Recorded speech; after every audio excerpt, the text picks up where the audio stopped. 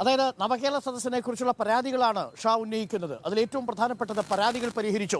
ഇന്ന് മലപ്പുറം ജില്ലയിൽ നിന്ന് ഞങ്ങളുടെ റിപ്പോർട്ട് ചെയ്തത് 4% മാത്രമാണ് പരാതികൾ പരിഹരിച്ചിരിക്കുന്നത് 30 ദിവസം കഴിഞ്ഞിട്ടും. അവിടെയാണ് ഷായുടെ വിമർശനം പ്രസക്തമാകുന്നത്. രണ്ടാമത്തത്, പ്രഭാത ഭക്ഷണ യോഗത്തിൽ കോർപ്പറേറ്റുകൾ ഇരിക്കുന്നു, ഇനി ഉദ്യോഗസ്ഥരവരെ തൊഴില്ല എന്ന രണ്ടാമത്തെ പ്രധാനപ്പെട്ട ആശങ്ക. പ്രതികരിക്കരുത്, നിങ്ങൾ ശബ്ദിക്കരുത് എന്ന് പറഞ്ഞുകൊണ്ടാണ് പ്രഭാത ഭക്ഷണ യോഗത്തിലേക്ക് പൊതുജനങ്ങളെ പൗരപ്രമുഖരെ വിടുന്നത് എന്നതാണ് അടുത്ത വിമർശനം. അപ്പോൾ മുഖ്യമന്ത്രി ചോദിക്കുന്നതിനുള്ള മറുപടി ഷാ പറഞ്ഞതുപോലെ ആ പരിപാടി സംഘടിപ്പിച്ച രീതിയോട് തന്നെ UDF-ന് വിമർശനമുണ്ട്. അപ്പോൾ മുഖ്യമന്ത്രി ഇങ്ങനെ ആവർത്തിച്ച് ചോദിക്കേണ്ടതുണ്ടോ, എവിടെയാണ് നിങ്ങളുടെ വിയോജിപ്പെന്ന്? ഇക്കാര്യത്തിൽ ശ്രീ അഡ്വക്കേറ്റ് ഷാ പറഞ്ഞ കാര്യം, അദ്ദേഹം ഈ നവകേരള സദസ്സുമായി ബന്ധപ്പെട്ട കാര്യങ്ങൾ നിർഭാഗ്യവശാൽ പഠിക്കാൻ തയ്യാറായിട്ടില്ല. അതാണ് അദ്ദേഹത്തിന്റെ കുറവ്. പൊതുവിൽ UDF-ന്റെ കുറവ് അതാണ്. ഈ 140ാമത്തെ മണ്ഡലത്തിൽ മുഖ്യമന്ത്രി ചോദിച്ച ചോദ്യം നിങ്ങൾക്ക് എവിടെയാണ് വിയോജിപ്പെന്നാണ്. ആ വിയോജിപ്പ് ഇതുവരെ ഇവർക്ക് പറയാൻ കഴിഞ്ഞിട്ടില്ല. അതിൽ ഇവർ പരാജയപ്പെട്ടിരിക്കുന്നു. അതാണ് പ്രശ്നം. ഇവർ ചോദിക്കുന്നുണ്ട് ഈ നവകേരള സദസ്സ് കൊണ്ട് എന്താണ് നേട്ടം. അത് 140 മണ്ഡലം ഇൻറ്റു 10,000 ഒരു കണക്ക് പിടിച്ചാൽ മതി. അത്രയും മനുഷ്യരോട്, ലക്ഷക്കണക്കിന് മനുഷ്യരോട് ചോദിച്ചാൽ ഇവർക്ക് മനസ്സിലാവും എന്താണ് ഈ 140 മണ്ഡലങ്ങളിലൂടെ സംഭവിച്ച നവകേരള സദസ്സിന്റെ ഇമ്പാക്ട് എന്താണ്, ഔട്ട്പുട്ട് എന്താണെന്നുള്ളത് മനസ്സിലാവും. നിർഭാഗ്യവശാൽ ഇവർ ശ്രദ്ധിക്കുന്നില്ല. ഇവർ ജനങ്ങളിൽ നിന്ന് ഒറ്റപ്പെട്ടിരിക്കുന്നു. ഇപ്പോൾ പോലും ഒരു പാർലമെന്റ് തെരഞ്ഞെടുപ്പിന്റെ ഘട്ടത്തിൽ ഇപ്പോൾ ഈ തൃപ്പൂണിത്തുറ മണ്ഡലത്തിൽ ഈ സ്റ്റാച്യു ജംഗ്ഷനിൽ നടക്കുന്ന ഒരു സംവാദത്തിൽ, റിപ്പോർട്ടർ ചാനൽ പോലെ പ്രമുഖ ചാനലിന്റെ സംവാദത്തിൽ പങ്കെടുക്കാൻ ഒരു UDF-ന്റെ കോൺഗ്രസിന്റെ പ്രതിനിധി പറഞ്ഞു വിടാനില്ല. കാരണം ഇവിടെ കോൺഗ്രസിന്റെ MLA ഉള്ളത്. ആ MLA 27 വർഷമായി MLA ആയിരിക്കുന്നു. അതിൽ 5 വർഷക്കാലം അദ്ദേഹം മന്ത്രിയായിരുന്നു. ഭൂരിപക്ഷ സമയവും അദ്ദേഹം ഭരണകക്ഷി MLA ആയിരുന്നു. അങ്ങനെ ഇരുന്ന മനുഷ്യൻ ഭരിച്ച ഒരു മണ്ഡലമാണ് തൃപ്പൂണിത്തുറ മണ്ഡലം. എന്തെങ്കിലും ഈ നാടിന്റെ വികസനവുമായി ബന്ധപ്പെട്ട് മുന്നോട്ട് വയ്ക്കാൻ ഈ ചർച്ചയിൽ വന്നാൽ അദ്ദേഹത്തിന്റെ പ്രതിനിധികൾക്ക് പറയാൻ കഴിയില്ല. അതുകൊണ്ടാണ് UDF-ന്റെ പ്രതിനിധിയെ ലീഗിന്റെ പ്രതിനിധിയായിട്ടുള്ള അഡ്വക്കേറ്റിനെ പറഞ്ഞു വിട്ടുള്ളത്. അഡ്വക്കേറ്റിനെ ഞാൻ ആദ്യമായിട്ട് കാണുകയാണ്, ചാനലിൽ കണ്ടിട്ടുണ്ട്. ഈ 140 മണ്ഡലം, ഇപ്പൊ ഞാൻ തൃപ്പൂണിത്തുറ മണ്ഡലത്തിലുള്ള ആളാണ്. ഞാൻ ഈ 140 മണ്ഡലങ്ങളിൽ നടന്ന നവകേരള സദസ്സുമായി ബന്ധപ്പെട്ട കാര്യങ്ങൾ പഠിച്ച ആളാണ്. കാരണം ഇവിടെ വരുമ്പോൾ അത് അത്രയും ഭംഗിയാക്കി വിജയിപ്പിക്കാൻ വേണ്ടി എനിക്ക് ഭക്ഷണം കൊടുക്കുന്നതുമായി ബന്ധപ്പെട്ടുള്ള ചുമതലയായി.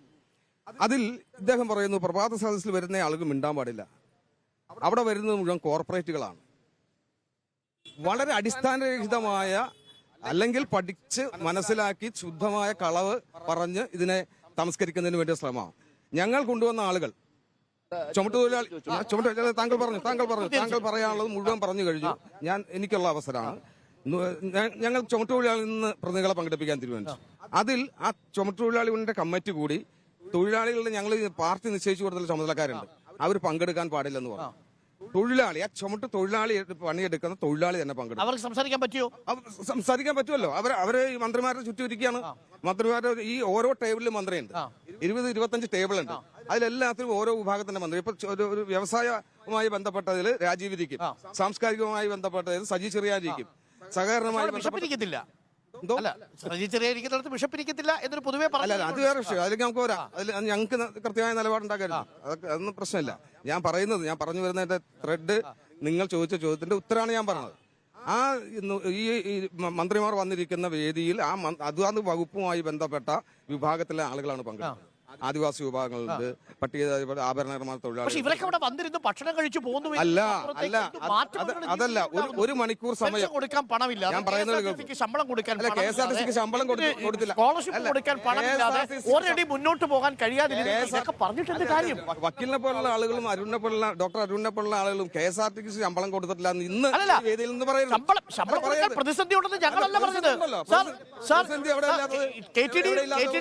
കാര്യത്തിൽ എന്താ പറയുന്നത്?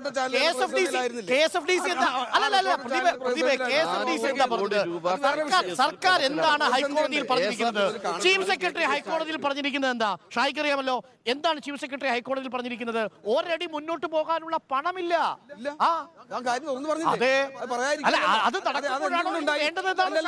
നിങ്ങൾ കാണേണ്ട ഒരു കാര്യം, KSRTC പോലെയുള്ള സംവിധാനങ്ങൾ സേവന മേഖലയാണ്. അത് നഷ്ടം സഹിച്ചാണെങ്കിലും നാട്ടിലെ ജനങ്ങൾക്ക് സേവനം കൊടുക്കേണ്ടതാണ്.